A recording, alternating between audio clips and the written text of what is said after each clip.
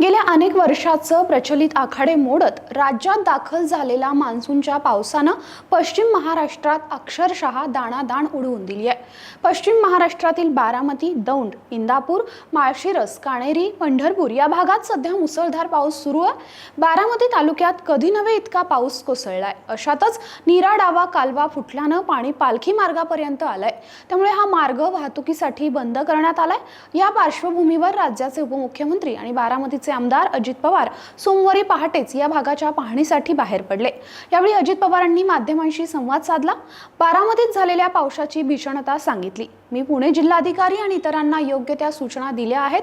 दौंड आणि बारामती परिसरात प्रचंड पाऊस झालाय। निम्मा पाऊस एका दिवसात पडलाय। बारामती तालुक्यात पावसाची वार्षिक सरासरी 14 इंच इतकी आहे। त्यापैकी 7 इंच पाऊस रविवारी एका दिवसात पडल्याचं अजित पवारांनी सांगितलंय। त्यानंतर अजित पवार हे काणेरी आणि काटेवाडी गावाच्या दिशेने रवाना झालेत। काणेरी गावात कांदा उत्पादकांचं मोठं नुकसान झालंय। या ठिकाणी आल्यानंतर शेतकऱ्यांनी भिजलेला कांदा अजित पवारांना दाखवलाय। अजित पवार सध्या या संपूर्ण परिसरात नुकसानीचा आढावा घेत आहेत।